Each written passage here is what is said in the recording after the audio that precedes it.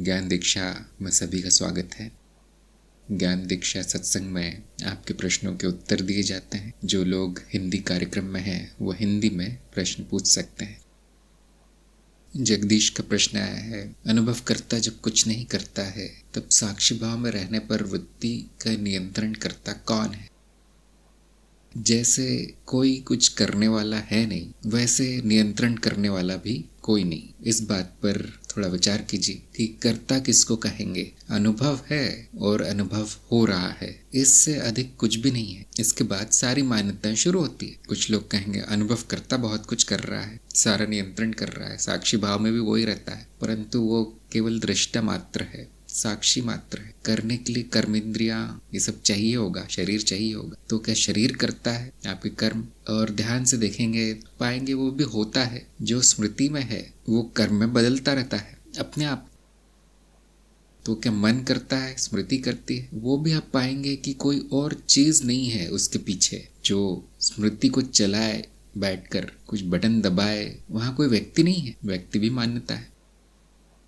तो वृत्ति कौन चलाता है? चलती है, कोई चलाता नहीं। फिर उसको रोकता कौन है? वो रुकती है, कोई रोकता नहीं। ज्ञान के प्रभाव से उसमें परिवर्तन आता है वृत्ति में, बस। जिसे हम कहते हैं चित्त वृत्ति। तो क्या चित्त करता है? नहीं, चित्त को करने वाला नहीं कहेंगे। चित्त है, उसमें होता है। तो ये आप अप्रोक्ष अनुभव से अभी बैठे बैठे जान सकते हैं कि ऐसा ही हो रहा है। कर्ता अलग, क्रिया अलग, ऐसा नहीं है। क्रिया और कर्ता एक ही है, केवल क्रिया है आप कह सकते हैं। एक नाम दे दीजिए बस। जैसे मैं एक उदाहरण देता हूँ कि आग पर आप पानी रखें गर्म करने के लिए, तो पानी गर्म कौन करता है? आग, मनुष्य? ये पानी अपने आप स्वयं को गर्म कर लेता है? थोड़ी देर विचार करने के बाद आप देखेंगे प्रश्न पूरी तरह बेकार है। एक श्रृंखला हो गई है कर्मों की। किसी ने उस पर बर्तन रखा, पानी रखा, आग जली, आग के कारण पानी गर्म हुआ, यहाँ कहानी समाप्त। आप देखें करने वाला कोई नहीं है। बहुत से लोग आम भाषा में कहेंगे उस व्यक्ति ने पानी गर्म किया है, परंतु बिना आग के वो व्यक्ति कर नहीं सकता। तो क्या आग ने पानी गर्म किया है?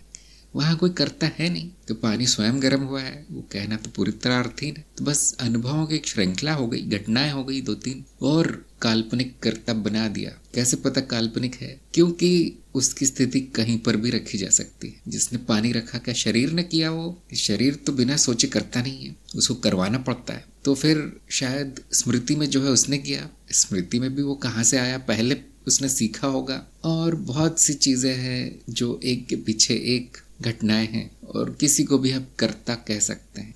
इसलिए उसकी स्थिति बदलती रहती है करने वाले की, इसलिए वो मिथ्या है। जो बदल गया वो मिथ्या है।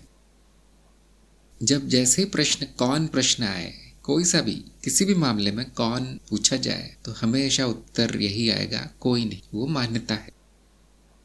जब हम रोज के जीवन में काम करते हैं तो वो बहुत काम आती है मान्यता। काम किसने किया? इस आदमी ने किया। गलती किसने की? उस आदमी ने की। लेकिन करने वाला कोई नहीं है। ऐसे वृत्ति पर नियंत्रण किसने किया? कोई नहीं। वो अपने आप ही हो गया परिवर्तन ज्ञान के प्रकाश में। ज्ञान किसने लिया? कोई नहीं। जहाँ अज्ञान था उसकी जगह ज्ञान आ गया। क्या गुरु ने किया? क्या शिष्य ने किया? कोई भी नहीं है।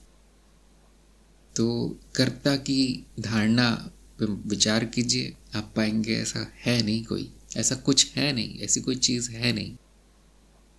जगदीश ने पूछा है, क्या वृत्तियां नियंत्रित होना भी भ्रम ही है? हाँ, आपके अलावा सब कुछ भ्रम ही है, माया ही है। वृत्तियों का चलना भी भ्रम है, उसका नियंत्रण भी भ्रम है, उसको करने वाला भी भ्रम है। केवल एक ही चीज सत्य है, वो है अनुभवकर्ता, जो आप स्वयं है, जिसमें कोई वृत्ति है नहीं।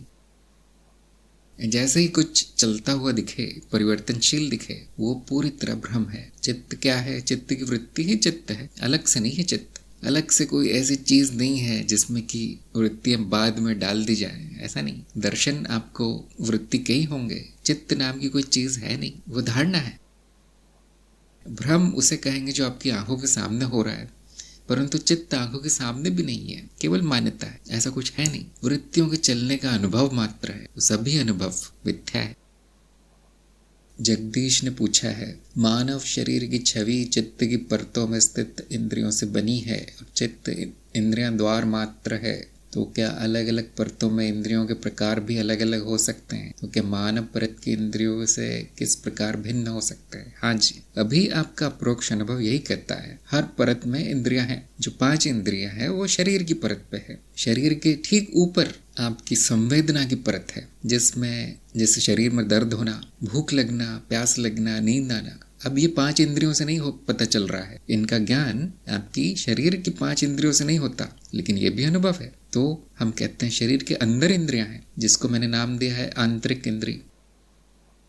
अब आपको भावनाओं का अनुभव हो रहा है, विचारों का अनुभव हो रहा है, कल्पनाओं का अनुभव हो रहा है। हम कहते हैं ये भी इंद्रियों से आ रहा है, लेकिन ये अब दूसरी परत, तीसरी परत है, जिसे हम कहेंगे मन की परत। कोई भी नाम दे सकते, नाम में कुछ नहीं। ऐसे ही इच्छाएं कहाँ से आती है? अब वो विचारों के रूप में नहीं आती, वो तो बस आवेग के रूप में आती है। उसके बाद विचार पैदा होते हैं, भावनाएं पैदा होती हैं, कर्म होता है। तो हमने उसको भी एक नाम दे दिया है। ज्ञान होता है कि इच्छा आई है, उसका नाम है कारण शरीर, जहाँ से इच्छा उठी। ऐसे ही सूक्ष्म परतें हैं जिसमें सूक्ष्म इंद्रियां हैं, और ऐसे ही इसके भी ऊपर महाचित्त, महापरिवार आदि की परतें हैं, और वहां उनकी अपनी इंद्रियां हैं। तो ये इंद्रियां क्या है? इंद्रियां रचनाएं हैं जो नाद से प्रतिक्रिया करती है, और जब जो आवश्यक होता है वो इंद्रिय बन जाती है। ऐसी अनंत इंद्रियां हैं। तो जो संस्करण 2 में है कार्यक्रम के, उनको ये सब वीडियो नंबर 20 से लेके 30 तक बताया गया है। जो संस्करण 3 में है उनको तंत्र बोधि में बताया गया है। तो कितने प्रकार हो सकते हैं इंद्रियों के? अनंत। जब चाहे वो बन जाती है, जिस किसी भी रूप में बन जाती हो। जीव के जरूरत पर निर्भर है कि उसको क्या जरूरत है, जीवित रहने के लिए कौन सा नाद उसको पकड़ना है, तो उसके लिए इंद्रिय बन जाती है। जैसे पृथ्वी पर भी बहुत सारे जीव हैं जिनमें तरह तरह की इंद्रियां हैं, मनुष्य में अलग है। और इसी तरह हर परतों में अपनी अपनी वातावरण को जानने के लिए हर प्रकार की रचनाएं हैं, जिनको हम इंद्रियां कहते हैं। जगत का अनुभव लेने के लिए शरीर पर है, शरीर का अनुभव लेने के लिए शरीर के अंदर है, मन का अनुभव लेने के लिए मानसिक है, सूक्ष्म लोगों का अनुभव लेने के लिए सूक्ष्म है, कारण शरीर के लिए कारण की इंद्रियां हैं। उसके बाद महापरिवार, महाचित्त, विश्वचित्त बहुत ज्यादा है, गिन नहीं सकते। यदि किसी का कोई प्रश्न है? अच्छा, जगदीश का है। अस्तित्व में सभी कुछ न कुछ सिखाता हुआ प्रतीत होता है, तो पूरा अस्तित्व ही गुरु समान है लगता है। तो क्या गुरुओं में भेद आवश्यक है? क्या ये हो सकता है कि मेरा कोई नियत गुरु हो? अपने परम गुरु को कैसे पहचाने? सभी अस्तित्व के ही रूप हैं। आप हो गए, मैं हो गया, सभी लोग अस्तित्व के ही रूप है। और जो भी आपका ज्ञान दूर कर दे वो गुरु है। गुरु कोई विशेष व्यक्ति नहीं होता, कोई विशेष चीज नहीं होती। जो आपका ज्ञान दूर कर दे वो गुरु है। गुरुओं में लोग भेद क्यों करते हैं? क्योंकि अज्ञान अलग अलग है उनका। कुछ लोगों का अज्ञान केवल सांसारिक है, तो उनको शिक्षा, दीक्षा, नौकरी, पेशा जो सिखा दे वही उनका गुरु है। स्कूल कॉलेज में जो गुरुजन है उनका अज्ञान वहाँ है। अध्यात्म में अज्ञान अलग अलग प्रकार का होगा, तो इसलिए शिष्य गुरुओं में भेद करता है। गुरु की परिभाषा एक समान है, जो अज्ञान हटा दे वो गुरु है। शिष्य का अज्ञान बताता है कौन सा गुरु क्या है, क्या सिखाएगा, इसलिए भेद हो जाता है। क्या हो सकता है कि आपका गुरु हो? हाँ, सभी का होता है। वो गुरु वो है जो आपको आत्मज्ञान करवाए। परम गुरु आपने पूछा है, हम उसको सद्गुरु कहते हैं। सही शब्द है सद्गुरु। सद्गुरु वो है जो सत्य दिखा दे। सत्य क्या है? आप स्वयं, आत्मज्ञान। आपका गुरु कौन है? जो आपको आत्मज्ञान करवा दे। वही आपका नियत गुरु है, वही परम गुरु है, वही सद्गुरु है। बाकी सब गुरु आपको आत्मज्ञान तक पहुंचाने का माध्यम है, लेकिन ये सब एक ही है। ध्यान दीजिए, सब एक ही है, सबका तत्व एक ही है, इसलिए भेद प्रतीत होता है नहीं। भेद शिष्य द्वारा किया जाता है। वो भेद इसलिए किया जाता है क्योंकि शिष्य में अज्ञान है। ज्ञान होने के बाद न कोई गुरु है न कोई शिष्य है, सब मैं ही हूँ। फिर क्या भेद? जो भेद करेगा उसमें अज्ञान है। सब अद्वैत है। इतना जानने के बाद कोई गुरु नहीं रहता, कोई शिष्य नहीं रहता। और ये अगर ज्ञान नहीं हुआ है तो फिर जिसको जो चाहे वो भेद कर देता है, जो चाहे मान लेता है। सतगुरु, परम गुरु, अच्छा गुरु, बुरा गुरु, पाखंडी गुरु, ऐसा गुरु, ये सब शिष्यों द्वारा किया जाता है। अस्तित्व में एकता है। जगदीश ने पूछा है, विश्व स्मृति का स्वैच्छिक अनुभव हो सकता है तो कैसे संभव हो सकता है? अभी इस समय जो अनुभव हो रहा है आपको, वो विश्व स्मृति का ही हो रहा है। जगत है विश्व स्मृति का भाग है। बाकी लोग, जीव, सारे जीव विश्व स्मृति के भाग हैं। विश्व स्मृति में ने ही रूप लिए हैं। और ये मनुष्य जिसे आप मैं कहते हैं वो भी विश्व स्मृति है और कोई स्मृति है नहीं। विश्व स्मृति में जब हम काल्पनिक भाग बना देते हैं तो वो दूसरी स्मृतियां बन जाती हैं, लेकिन अंत में एक ही स्मृति है, संभावना का सागर विश्व स्मृति।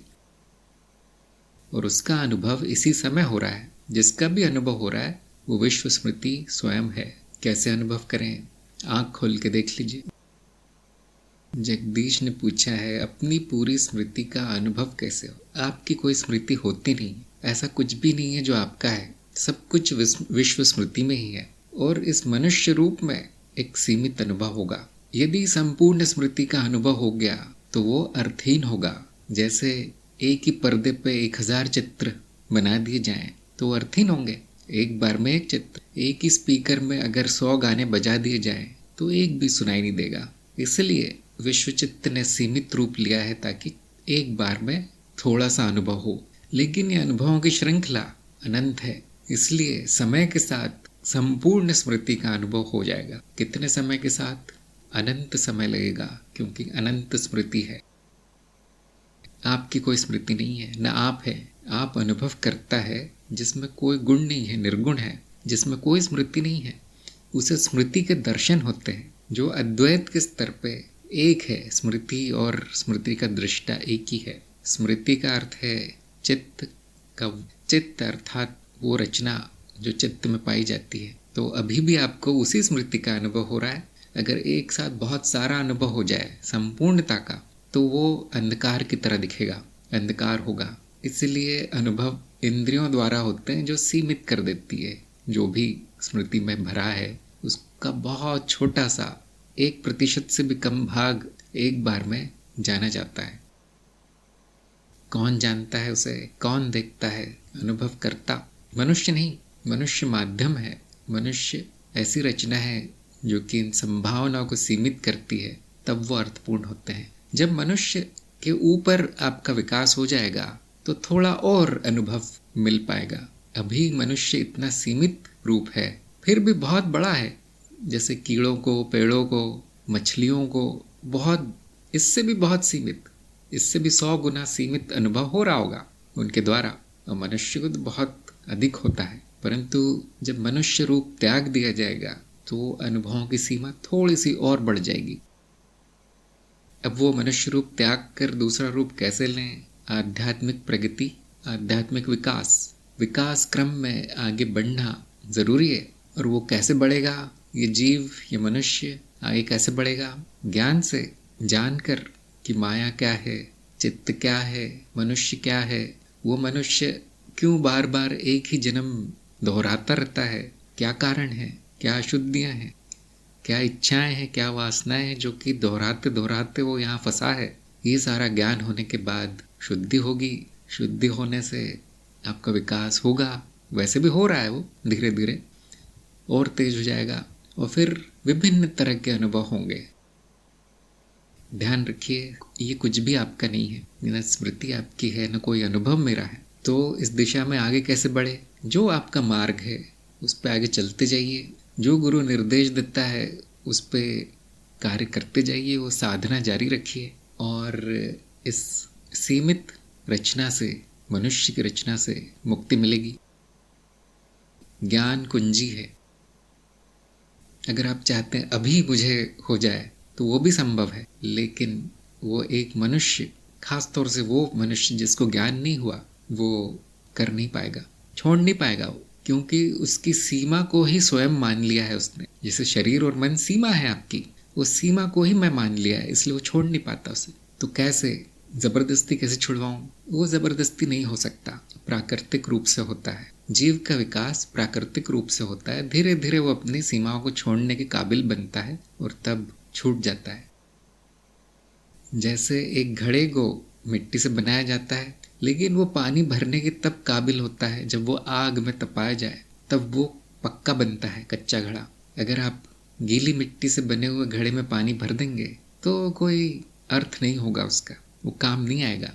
इसी तरह साधक से आज भी सब छुड़वाया जा सकता है, किंतु वो किसी काम का नहीं है। उसको तपस्या से जाना होता है, तपना होता है, अग्नि में अपने अनुभवों से सीखना होता है, विकास क्रम की सीढ़ी चढ़नी होती है। यही सब हो रहा है इस सपने में, जिसे आप जीवन कहते हैं। उसका यही लक्ष्य है, जीवन के परे चले जाना, मनुष्य जीवन के परे। कौन ले जाएगा मुझे, कैसे जाऊं? गुरु। जिसका गुरु नहीं है वो कहीं नहीं जा पाएगा। जिसको ज्ञान नहीं हुआ है एक कदम आगे नहीं बढ़ेगा। तो पहले तो अपनी मान्यता समाप्त कर लीजिए कि मेरा भी कुछ है, या संपूर्ण अनुभव हो भी सकता है, वो किसी अच्छे प्रकार का बड़ा अनुभव होगा, चमत्कारी होगा, जिससे मुझे खुशी होगी। ऐसा कुछ नहीं होगा। पहले अपनी मान्यताओं को त्याग दीजिए और सत्य को जानने का प्रयास कीजिए। सत्य क्या है? तो इस प्रकार के प्रश्न समाप्त हो जाएंगे। केवल सत्य सुनना ही जरूरी नहीं, उसमें मनन करना भी जरूरी है। जब बता दिया गया था कि मैं अनुभव करता हूँ जो निर्गुण है, तो फिर मेरी स्मृति कहाँ से आ गई, ये सोचना चाहिए व्यक्ति को, साधक को। फिर ये देखना चाहिए कहीं से मेरे मन में कल्पना ही है, या किसी ने मेरे मन में भरा था और यह ज्ञान है, ऐसा जान के उसको छोड़ देना है। अब सही प्रश्न क्या है कि मैं विकास कैसे कर लूं, अपनी सीमाओं के परे कैसे चले जाऊं। जब भी रचना होगी वो सीमित ही होगी, तो जो रचना नहीं है उस वहां तक कैसे पहुंचूं। फिर से देखिए, अपना ज्ञान देखिए। मैं पहले से ही परे हूं, मैं कोई रचना नहीं, मैं कोई अनुभव नहीं, मैं सीमित नहीं, मैं असीमित हूं। अब क्या करना है? कुछ नहीं। आज भी सब त्यागा जा सकता है, लेकिन आप में मान्यता इतनी ज्यादा है कि वो चरणबद्ध चल के ही टूटेंगी सारी। तो मार्ग पे चलते रहिए। जगदीश ने पूछा है, जागृत और स्वप्न अवस्था में ऐसी ही प्रतीति क्यों होती है कि मैं सिर के पिछले भाग में कहीं हूँ, वहीं सब देखता हूँ, जबकि ध्यान की स्थिति बहुमध्य ही प्रतीत होती है? कृपया स्पष्ट करने की कृपा कीजिए। तो उत्तर बहुत आसान है, बहुत स्पष्ट है कि आंखों की स्थिति सिर पर है, आंखों की स्थिति सिर के सामने है, और जो प्रतीत होता है वो आंखों से देखने का अनुभव प्रतीत होता है, मैं नहीं प्रतीत होता। ध्यान से देखिए, अभी भी आप देख सकते हैं कि जो भी प्रतीत हो रहा है सिर में, वो दृश्य है, आंखों से दिख रहा है, यह अनुभव अभी है इस समय। और फिर कल्पना कर ली जाती है कि आंखें क्योंकि सिर में है तो सिर में दृश्य उभर रहे हैं, लेकिन वहां मैं नहीं है, कल्पना मात्र है। और ये आपकी जानकारी ऐसी है कि आंखें सिर में है, इसलिए कल्पना कर ली जाती है, अपने आप ही हो जाती है। और क्योंकि सिर घूमता है, अगर आप ऊपर नीचे आगे पीछे इस प्रकार से सिर को घुमाएं तो दृश्य बदलता है। उससे ये प्रतीत होता है कि मैं ही घूम रहा हूँ, सिर नहीं, मैं स्वयं आगे पीछे दाएं बाएं देख रहा हूँ। ये भी कल्पना है। अगर आंखों की स्थिति कहीं और कर दी जाए, मान लीजिए पैरों में कर दी जाए आंखों की स्थिति, तो वही कल्पना पैरों में कर ली जाएगी, कोई है नहीं। अगर आप आंखें बंद कर लें तो कान भी सिर में ही है, इसलिए जब कुछ सुनाई देगा तो ऐसा लगेगा मैं सिर में हूँ, कानों से सुन रहा हूँ। बस वो कल्पना कर ली जाती है कि कानों से जो आवाज़ आ रही है मुझ तक आ रही है, क्योंकि कान सिर में है, कल्पना कर ली जाती है कि मैं सिर में हूँ। ऐसे ही नाक और जीभ भी सिर में ही है, तो ये चारों इंद्रियां मिलकर ये भ्रम बहुत मजबूत कर देती है कि मैं सिर में हूँ। इस कल्पना को बहुत बल मिलता है क्योंकि चारों इंद्रियां सिर में है। एक ही इंद्रिय जो शरीर में सब जगह है वो है स्पर्श। और अगर आप आंखें बंद कर लेंगे, कान भी बंद कर लेंगे, मान लीजिए कोई आवाज नहीं है और ना कोई गंध है, ना कुछ खाने का स्वाद है मुंह में, और आप किसी चीज को स्पर्श करेंगे तो वो कल्पना कभी नहीं होगी कि मैं हाथ में हूँ, वो कल्पना होगी ही नहीं। फिर आपकी जो पुरानी मान्यता है कि मैं सिर में हूँ वो याद आएगी और वो फिर से भ्रम होगा। तो ये आदत की बात है, क्योंकि बचपन से आपका दृष्टिकोण सिर का ही रहा है, इसलिए ये मान्यता बहुत ठोस हो गई है। दृष्टिकोण को मैं समझ लिया गया। ऐसे बहुत से प्रयोग हुए हैं जिसमें दूरबीन की सहायता से या विशेष आईनों की सहायता से दृष्टिकोण बदल दिया जाता है और तब ये भ्रम होता है कि मैं अब कहीं और हूँ। एक और प्रयोग हुआ है जो नया नया है, जिसमें दृष्टिकोण को बदल के दूसरे कमरे में ले जाया गया। दूसरे कमरे में कैमरा लगाया गया और वो कैमरा सीधे आंखों में फिट किया गया, जो आंखों में हेडसेट होता है, और उससे भ्रम बन गया कि मैं इस कमरे में नहीं हूँ, मैं दूसरे कमरे में हूँ। ये आपको इंटरनेट पर ये सारे प्रयोग मिलेंगे। तो ध्यान दीजिए, सिर में कुछ नहीं है, न सिर के बाहर कुछ है, न किसी और चीज से कुछ अंदर है। मैं केवल शब्द है नहीं कुछ। मैं हूं ही नहीं, मैं कोई वस्तु नहीं हूं जो किसी के अंदर किसी के बाहर हो सके। सब कुछ भ्रम है, सब कुछ मिथ्या है। अब ध्यान की स्थिति में वो मिथ्या, वो भ्रम और कुछ हो जाता है, उसका कोई अर्थ नहीं है। वो कुछ भी हो सकता है, उसका कोई अर्थ नहीं है। आप स्वयं को जान लीजिए कि मैं सर्वव्यापी हूँ, मैं का अर्थ अनुभव करता, और मैं कोई वस्तु नहीं, मैं अस्तित्व स्वयं हूँ, न किसी के अंदर न किसी के बाहर, न इसी स्थान पे न उस स्थान पे। अब ये भ्रम यहाँ क्यों होता है, वहाँ क्यों होता है, पूरे अर्थहीन से प्रश्न है, क्योंकि ये माया है। कहीं भी कुछ भी हो सकता है। जैसा जीव होगा उसके रचना के अनुसार भ्रम होने लगेंगे। तो पूरी तरह से अनावश्यक है ये जानना। इतना जान लीजिए कि मैं कहीं नहीं हूँ। जगदीश ने कहा मैं बोल सकता हूँ। हाँ जी बोलिए। मैं अपने आप को इसके बाहर, जब मुझे लगता है कि अनुभव की घटना में ही हो रही, जिसका कोई स्थान में निर्धारित नहीं करता, तो मैं अस्तित्व होकर के बाहर से कैसे अपने आप को अनुभव कर पाऊँ, मैं ये चाहता। इतना ही जान लीजिए कि अनुभव करता अनुभव नहीं है। अब आप कुछ भी कर ले उसका अनुभव नहीं होगा। अगर वो अनुभव है, अगर अभी भी आप उसको कोई अनुभव मानते हैं, तो आत्मज्ञान अभी तक हुआ नहीं। और अगर वो अनुभव है तो किसको होगा, जिसको भी होगा वो अनुभव करता होगा। समस्या ये नहीं कि आपको कोई विशेष अनुभव नहीं हो रहा, समस्या है कि आप में मान्यता है कि ऐसा हो सकता है। समस्या ये है कि आप में ये मान्यता कहीं से आ गई होगी कि किसी दूसरी जगह से भी मेरा स्वयं का अनुभव हो सकता है, या मुझे कोई और अनुभव हो सकते हैं। ऐसा संभव नहीं है, ऐसा हो नहीं सकता। गुरुजी ऐसा ही लगता है कि मैं अपने आप को बाहर से कहीं शरीर को छोड़, है ना, बाहर से शरीर को अनुभव करूं। हाँ, इसमें कोई अर्थ नहीं है इस मान्यता में, क्योंकि अभी भी ना आप अंदर है ना बाहर है। कभी भी नहीं होगा ऐसा। दृष्टिकोण बदल सकते हैं हाँ, लेकिन आपको ये कभी नहीं पता चलेगा कि अनुभव करता कहाँ है। क्यों? क्योंकि वो उसे स्थान नहीं है, स्थानहीन है, कभी नहीं दिखेगा, उसका अनुभव होगा नहीं, न कुछ प्रतीत होगा, न कोई भ्रम होगा। अनुभव करता को भ्रम भी नहीं होता, अनुभव करता की कल्पना भी नहीं की जा सकती, पूरी तरह शून्य है। और वो कहाँ होगा? अस्तित्व स्वयं कहाँ होगा? आप बताइए। अस्तित्व किसी स्थान पर नहीं है, सभी स्थान अस्तित्व में प्रतीत होते हैं। तो सब कुछ आप में प्रतीत होगा, आप कहीं प्रतीत नहीं होंगे। तो शायद अभी भी मान्यता बची है कि मेरा स्थान हो सकता है, या मेरा कहीं और अनुभव हो सकता है, या किसी और प्रकार का विचित्र अनुभव संभव है। ये सब केवल मान्यता है। सत्य जानने का प्रयास कीजिए। सत्य ये है कि अस्तित्व कहीं पाया नहीं जाता, इधर का उधर नहीं हो सकता, उसकी जगह बदल नहीं सकती, किसी और प्रकार का विचित्र अनुभव हो नहीं सकता उसका। ये ज्ञान है, बाकी सब मान्यताएं, कल्पनाएं हैं, काल्पनिक बातें। इस बारे में सोच विचार कीजिए। सोच विचार कीजिए इस बारे में कि ये मेरे मन में आया क्यों। अप्रोक्ष अनुभव क्या है और मेरी कल्पना क्या है, इन दोनों में तुलना कीजिए, दोनों को जांचने का प्रयास कीजिए, और आप जान जाएंगे कि अगर मैं अस्तित्व हूँ तो अस्तित्व के अंदर से नहीं देखा जा सकता, उसको देखने वाला ही अस्तित्व है। तो ये सब शब्दों का जाल है केवल, उसका अर्थ भी नहीं है, उन शब्दों का अर्थ भी नहीं है कोई। क्या हो रहा है? अस्तित्व को वस्तु मान लिया गया है, या अनुभवकर्ता को वस्तु मान लिया गया है, और अब जो वस्तुओं पर जो धारणाएं लगती हैं, जगह की, स्थान की, बाहर की, अंदर की, वो लगा दी गई है, जबकि ऐसा है नहीं। अनुभवकर्ता या अस्तित्व कोई वस्तु नहीं है, कोई अनुभव नहीं है। इतना जान लेने के बाद बाकी सब धारणाएं नष्ट हो जानी चाहिए कि मैंने गलती की कि मैं उसको वस्तु समझ रहा था, और वस्तुओं के जो गुण हैं, रंग, रूप, स्थान, भार, गरम, ठंडा, उस पर रोप दिया गया, आरोपित कर दिया गया, थोप दिया गया, जो वस्तु नहीं है। और उसके बाद से सारी कल्पनाएं त्याग देनी है।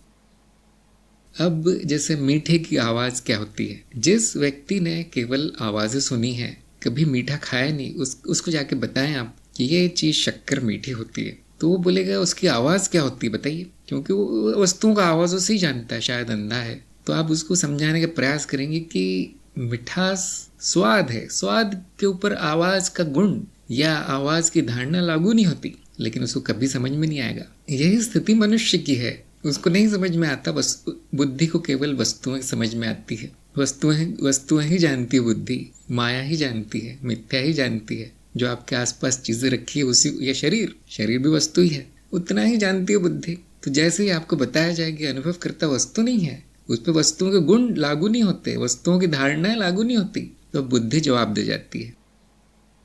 वो उसी अंधे व्यक्ति की तरह है जो कोशिश कर रहा है मिठास की आवाज़ मुझे कोई सुना दे। यहाँ पर एक ही काम किया जा सकता है, अपनी जो मान्यताएं हैं उसके बारे में, मिठास के बारे में, वो त्यागी जा सकती है और उस अंधे को शक्कर खिला दी जाती है। देखो खा लो, आवाज़ का कोई मतलब है। अब वो हंसेगा, अब बोलेगा नहीं। तो शक्कर खाने का क्या अर्थ है यहाँ पर ज्ञान मार्ग में? जान लो मैं कौन हूँ, देखो मैं अनुभव करता हूँ, उसके बाद सारी धारणा समाप्त। उसकी यहाँ पर क्यों अनुभूति होती, वहाँ पर क्यों होती? अब वो ऐसे ही है पूछना कि मिठास में से कौन सी आवाज़ आएगी, कौन सा रंग होगा मिठास का, मिठास कितने किलो मिलती है, कितने रुपए में मिलती है। अब ये सारी धारणाएं बेकार है, क्योंकि मैं वस्तु नहीं हूँ, मैं अनुभव नहीं हूँ। इसलिए उस अनुभव के बारे में जो भी वाक्य बोले जाते हैं वो मुझ पर लागू नहीं है। इतना समझ लीजिए। इस पर विचार करने से स्पष्ट हो जाएगा। बैठे बैठे विचार करना है, मनन करना है कि मेरी मन में जो भी कल्पना है उसमें कहाँ कहाँ गलती है, मैं क्या करने का प्रयास कर रहा हूँ। जो वस्तु नहीं है उसको नापने का, उसको देखने का, उसको अनुभव करने का, उसको महसूस करने का प्रयास तो नहीं कर रहा। और इन सब घटनाओं का अनुभव करता हो जाना है। बौद्धिक घटनाएं हो, कल्पनाएं हो, चाहे भावनाएं हो, उनका अनुभव करता हो जाना है। मान्यताएं हैं, त्याग कर देना, मौन हो जाना है। और फिर केवल हंसी आती है कि बुद्धि क्या कर रही है, उल्टी सीधी चल रही है बस। तो यहाँ पे बुद्धि किसी काम की नहीं है। हो जाना है अनुभव करता, शक्कर खा लेनी है और वो आनंद है। हो जाना, सारे अज्ञान को त्याग देना आनंद की स्थिति है, क्योंकि इसमें करने का कुछ नहीं है, सोचने का कुछ नहीं है, कोई वाक्य नहीं आएगा मन में, कोई धारणा नहीं आएगी, केवल शांति रहेगी। अब हो सकते हैं अनुभव करता, और कुछ नहीं किया जा सकता उसका। और ऐसे ही अस्तित्व है, हम अस्तित्व हो सकते हैं जो अभी भी है। अभी भी मैं अस्तित्व ही हूँ, संपूर्णता मैं हूँ। कैसे जाना जाएगा? वो कार्यक्रम में बताया, सारे प्रमाण दिए गए हैं। अब उन प्रमाणों पर मनन करना है, उनको आत्मसात करना है, उनको सत्यापित करना है, पुरानी धारणाओं को छोड़ देना है। काल्पनिक है। कभी कभी लगेगा कि समझ में कुछ भी नहीं आ रहा, समझने का कुछ है नहीं, इसलिए नहीं आएगा समझ में। जैसे कि मैंने कहा, बुद्धि वस्तुओं और घटनाओं को ही समझती है। जो मूलभूत है, तत्व है, वो बुद्धि के परे है। तो तत्व को समझा नहीं जाता, तत्व हुआ जाता है। जो बुद्धि के परे है वो बुद्ध है। तो बुद्ध होना है, बुद्ध का ऑपरेशन नहीं करना है, सर्जरी नहीं करनी है। हाँ, अभी भी अनुभव करता मैं ही स्थिति आपकी और कहीं हो नहीं सकती। केवल विचार आ रहे हैं, जा रहे हैं। हाँ, विचार क्यों आ रहे हैं, जा रहे हैं? क्योंकि थोड़ा बहुत अज्ञान बचा होगा। तो अज्ञान जाएगा कैसे? पुरानी आदत जाएगी कैसे? साधना से। साधना क्या है हमारी? ज्ञान में स्थित रहना। तो उसमें समय लगता है। वो साधना चरण 4 में जो होगी, आप तो चरण 4 में है शायद। अच्छा, तो जब 4 में जाएंगे तो आपको काफ़ी समय मिलेगा ये चिंता करने के लिए कि स्थित क्यों नहीं हूँ। अभी चरण 3 में सत्यापन। अगर आप देखिए, यही होता है जो चरणबद्ध नहीं चलता ना, वो यही होता है, भटक जाते हैं लोग। इसलिए अनुशासित कार्यक्रम है। आप सत्यापन कर लीजिए चरण 3 में, परीक्षा दे दीजिए। उसके बाद वीडियो हैं जो बताते हैं कि कैसे स्थित होना है ज्ञान में, कैसे स्मरण रखना है, क्या करना पड़ेगा या क्या नहीं करना पड़ेगा, इसकी प्रक्रिया क्या है, इसकी साधना क्या है, वो सब बताई गई। जागृत अवस्था के प्रयोग आराम से प्रयोग करवाए जाते हैं। तो चरणबद्ध चलिए, आपकी चिंता दूर हो जाएगी। अभी से करेंगे तो फिर शायद कुछ ना हो। देखिए, ऐसा भी कर सकते थे हम कि पहले दिन हम बोल देते आप अनुभव करता है, अनुभव हो रहा है ना, हाँ तो आप अनुभव करता है, और ख़त्म। ना आपको कोई पाठ करवाए जाते, ना आपको कुछ लिखवाया जाता, ना सत्यापन करवाया जाता, ना परीक्षा होती। आज से पूरी तरह समाधि में स्थित। लेकिन ऐसा कभी नहीं होता। इसीलिए आपको चरणबद्ध चलाया जा रहा है। नहीं तो ज़रूरत नहीं थी कार्यक्रम करने की। ज्ञान तो बड़ा सरल है। वो पुरानी आदत बार बार आती है, पुराने विचार बार बार आते हैं, स्वयं को वस्तु समझ लिया जाता है, स्वयं को कोई विशेष अनुभव समझ लिया जाता है कि ऐसे नहीं तो वैसे तो हो ही जाएगा। तो ये सब जाने में थोड़ा समय लगता है। कैसे जाएगा? मनन करके। मनन होगा तो क्या सत्य है, क्या असत्य है, आपको स्वयं पता चलेगा। अभी तो केवल सुना हुआ है, अभी तो श्रवण हुआ है, अभी तो किसी के मुंह से सुन लिया कि ये अस्तित्व है, वो अनुभव करता है, लेकिन आपने उसको जाना नहीं, आपने उसको अपने सामने देखा नहीं अभी तक। जिसका अर्थ है ज्ञान को नहीं देखा। वो आपको प्रत्यक्ष होना चाहिए कि हाँ ऐसा ही है। इसको हम कहते हैं सत्यापन। और ये चरण 3 में होता है। आपको वो टिक मार्क लगवाए जाते हैं कि मैंने सत्यापित कर लिया है, कर लिया है, कर लिया है। उसके बाद परीक्षा होती है। तो ऐसे धीरे धीरे चलिए, सब एक दिन में करेंगे तो कुछ भी नहीं होगा। और आपकी इतनी अच्छी किस्मत है कि आपको ऐसा कुछ कार्यक्रम मिला जिसमें कि इस तरह से चलाया जा रहा है। नहीं तो एक दो किताबें पढ़ लेते लोग, उसमें ये आत्मन है ब्रह्मन है, वो जीवन भर अज्ञानी रह जाते ये सोचते हुए कि मैंने तो पढ़ लिया है, मतलब आता है मुझे सब। तो आपको चरणबद्ध ले जाया जा रहा है। तो ये साधना जो है 3 महीने आप मेरे सामने करेंगे, मतलब मुझे रिपोर्ट भेजते हुए करेंगे जैसे कि बाकी लोग कर रहे हैं चरण 4 वाले। और उसके बाद आजीवन, ध्यान दीजिए, आजीवन करना है, क्योंकि कई जन्मों से, कई वर्षों से वही आदत पड़ी है स्वयं को शरीर मानने की, या कोई विचार या कोई कल्पना मानने की, बार बार आएगी। तो इसमें आपकी अपनी बुद्धि और अपनी क्षमता कितनी है उस पर निर्भर करेगा कि आपकी साधना कितनी लंबी चलेगी। अगर वो अशुद्धियाँ बार बार आ रही हैं तो उसके भी उपाय है, वो भी कर दिए जाते हैं। चरण 6 में है वो।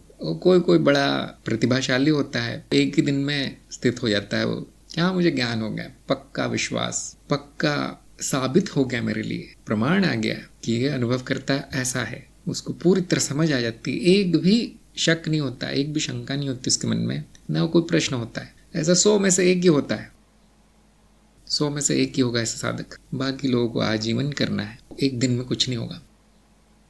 जब भी मन में अज्ञान आ जाए, जब भी काल्पनिक विचार या कुछ और आ जाए, ये क्यों नहीं हो रहा है, वो क्यों नहीं हो रहा है, ऐसा क्यों नहीं हो रहा है, तो तुरंत याद कर लेना है कि ज्ञान क्या है, सत्य क्या है, प्रमाण किस चीज़ का है आपके पास, वो वापस याद कर लेना है। 5 मिनट बाद फिर भूल जाएंगे, फिर कुछ और विचार आएंगे, फिर से याद कर लेना है। यही साधना है, याद करते रहना साधना है। याद का अर्थ यहाँ पर ये नहीं कि आपको कुछ रट लेना है, वाक्य दोहराना, ऐसा नहीं। ज्ञान वापस आ जाना चाहिए, स्मरण वापस आ जाना चाहिए। इसको हम आत्मविचार भी कहते हैं, कि अज्ञान के विचारों को हटा के ज्ञान के विचारों को रख देना, कि सच क्या है, जो मेरे मन में आया वो, या जो सामने अप्रोक्ष अनुभव है वो, बुद्धि क्या कहती है। तो यहाँ पे बुद्धि तेज होना बहुत ज़रूरी है, नहीं तो पुराना हटा नहीं पाएंगे। तो देखिए, जानना बहुत आसान है कि मैं कौन हूँ, 5 मिनट का काम है, लेकिन अशुद्धियाँ इतनी है कि वो ज्ञान ठहरता नहीं है मन में। तरह तरह की कल्पनाएं, तरह तरह के विक्षेप, तरह तरह के प्रश्न, तरह तरह की शंका आ जाती है। और फिर लोग कुछ और कहीं और जाके कुछ और पढ़ लेते हैं, कुछ और सुन लेते हैं, और अगर उनको अच्छे से ज्ञान नहीं हुआ है, प्रमाणित नहीं हुआ है, तो फिर वो और भटक जाते हैं कि इन्होंने ये बोला था, उन्होंने तो वो बोला है, कौन सा सत्य है। मतलब अभी तक उस व्यक्ति को सत्य जानना आया नहीं, वो कला सीखी नहीं, अप्रोक्ष अनुभव से सत्य कैसे जाना जाए। जैसे अभी आपका प्रश्न था कि किसी और दृष्टिकोण से मुझे अस्तित्व बनना है, तो वो तो बदल गया। फिर पहले ऐसा था अस्तित्व, अनुभव करता, अब वैसा हो गया। जो बदल गया, क्या वो सत्य है, क्या वो मैं हूँ? ये याद आना चाहिए अब, मूलभूत सिद्धांत, फॉर्मूला, कि जो बदल गया वो मैं नहीं, इसलिए कभी होगा नहीं है। बदल गया वो मिथ्या है, भ्रम है, माया है। ऐसे आपको हमेशा याद कर लेना है। नहीं, मेरा ऐसा अनुभव क्यों हो रहा है और वैसा क्यों हो रहा है, मुझे अपना अनुभव क्यों नहीं हो रहा, तुरंत याद कर लेना है, मैं अनुभव नहीं हूँ, मैं कोई अनुभव नहीं हूँ। ऐसे जितनी तेज आपकी बुद्धि होगी, उतनी जल्दी स्मरण आएगा, उतनी जल्दी प्रमाणित हो जाएगा कि मेरा विचार गलत था। ज्ञान गलत नहीं होता, कल्पनाएं गलत होती हैं, विचार गलत होते हैं, और वो मन में भरे रहते हैं, आते रहते हैं। बार बार उनको हटा के ज्ञान को बिठाना है। वो ज्ञान को याद नहीं कर लेना, रट नहीं लेना है। अप्रोक्ष है, प्रत्यक्ष है आपके सामने जो भी है, सत्य अभी इस समय सामने है। तो ये चरण 4 में सिखाया जाता है। अभी क्या करना है, जो बताया गया है उसको सत्यापित कीजिए, वो सत्य है या नहीं। वो सत्य नहीं है तो कोई संभावना नहीं है फिर किसी ज्ञान में स्थापित होने की। आपके लिए अगर वो सत्य नहीं रहा तो कोई साधना हो नहीं पाएगी, वो बेकार की साधना है, और काल्पनिक साधना है कि कुछ करने को दे दिया गया जो कि सच नहीं है। इसलिए सत्यापन पहले आता है। क्या सत्यापित करें? जो ज्ञान मार्ग के जो मूलभूत सिद्धांत है कि अप्रोक्ष अनुभव ही क्यों प्रमाण है और कुछ क्यों नहीं, परिवर्तनशील ही मिथ्या क्यों है, बाकी कुछ क्यों नहीं, ये सब आपके लिए ठोस सत्य हो जाना चाहिए। कोई शंका बचनी नहीं चाहिए फिर कि ये जो बोला गया है उसमें कुछ गड़बड़ है या नहीं। तो अभी तक आपने क्योंकि उस पर कोई विचार किया नहीं है, कोई मनन किया नहीं है, इसलिए इस प्रकार की स्थिति है, नहीं तो नहीं होती। अक्सर मैं गर्म तवे का उदाहरण देता हूँ कि जिसने गर्म तवा छू लिया उसको याद भी नहीं रखना पड़ता कि वो गर्म है, वो अपने आप ही नहीं छुएगा अगली बार। क्यों? प्रत्यक्ष अनुभव हो गया कि गर्म तवा क्या होता है। फिर वो कितनी भी किताबें पढ़ ले कि गर्म तवा छूने से कुछ नहीं होगा, ऐसे छूइए उसको, वैसे छूना चाहिए, उसको अपना अनुभव हुआ है, सत्य है उसके लिए कि तवा गर्म होता है, वो बहुत दर्द होता है, उसको छुओ तो कभी नहीं करेगा। ऐसे ही आपके लिए एक बार सत्य हो जाए कि मैं क्या हूं, वो विचार जाएगा नहीं मन से कभी। क्या हुआ है कि अभी वो बौद्धिक है, कहीं से सुन लिया है कि मैं अनुभव करता हूँ, लेकिन जाना नहीं गया है, वो शक्कर खाई नहीं है, वो तवा छुआ नहीं है अभी। तो बैठ कर देखिए बस, जो बताया गया वो सत्य है या नहीं। जब आप इसको 2-3 बार कर लेंगे तो वो तवा छूने के बराबर है, फिर कोई शंका नहीं आएगी। हाँ, कुछ लोग बड़े प्रतिभाशाली होते हैं, बहुत बुद्धि होती है, मैं जब बोल रहा हूँ वीडियो में उसी समय सत्यापन भी हो जाता है उनका, है ना। अगर मैं खिड़की के बाहर दिखाऊं कि देखिए सूरज है, दिन है, तो कितना समय लगना चाहिए सत्यापन के लिए, खिड़की के बाहर देखते ही सत्य पता चल जाता है। इसी प्रकार जब मैं संकेत कर रहा हूँ कि देखिए आप कोई अनुभव नहीं है, आपकी कोई जगह नहीं है, आपका कोई स्थान नहीं है, आप किसी समय में नहीं पाए जाते, आप कोई वस्तु नहीं है, उसी समय सत्यापित हो जाता है।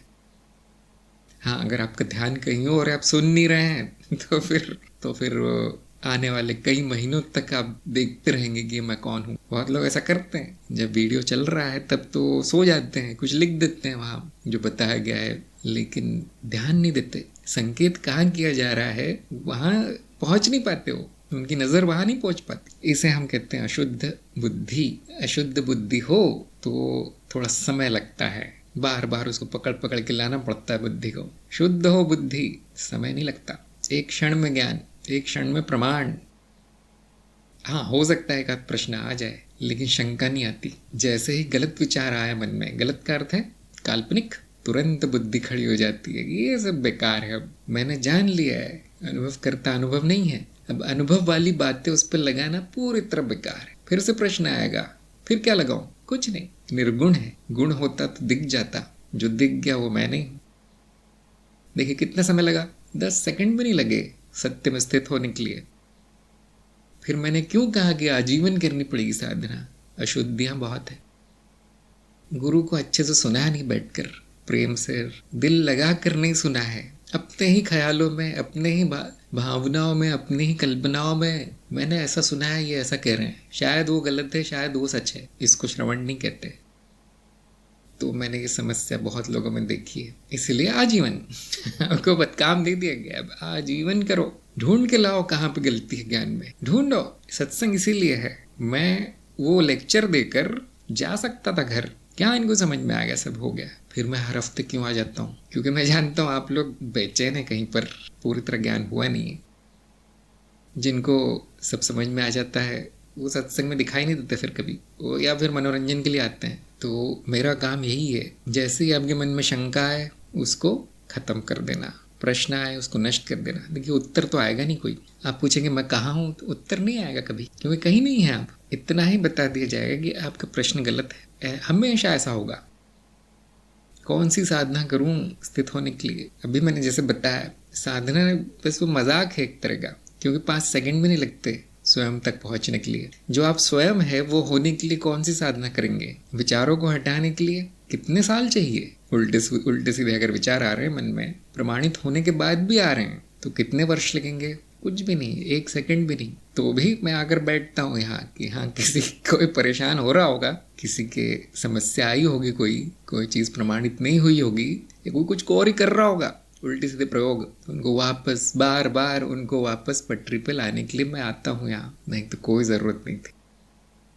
आधे घंटे का काम है, आत्मज्ञान, माया ज्ञान, ब्रह्म ज्ञान, आधे घंटे का काम है, इतना सरल है वो। साधना जरूरी नहीं है, ज्ञान मार्ग में कोई साधना नहीं है, समस्या शिष्य में होती है, न ज्ञान में, न मार्ग में, न किसी और में।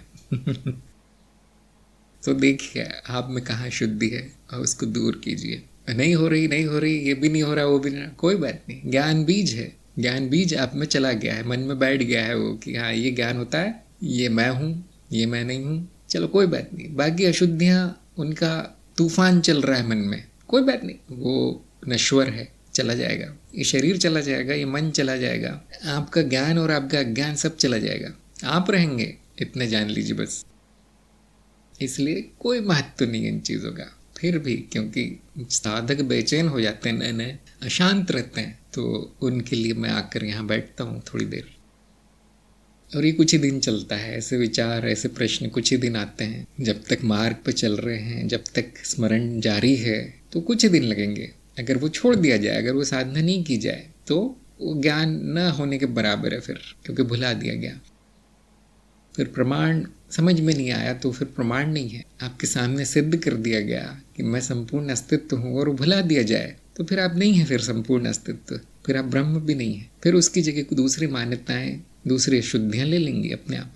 इसलिए थोड़ा सा हम प्रयास कर लेते हैं, मेहनत कर लेते हैं उसको याद करने की। फिर से देख लूँ मैं क्या बताया था, आज फिर से देख लूँ मैं क्या ज्ञान था, आज मेरे मन में ये विचार आ गए, मैंने कहीं और कुछ सुन लिया, फिर से मैं जांच लेता हूँ सही क्या है। यही साधना है। देखिए, बार बार ज्ञान में वापस आ जाना साधना है। कैसे होगा? अप्रोक्ष अनुभव और बुद्धि से। कितना समय लगेगा? 10 सेकंड, इतनी सी साधना है।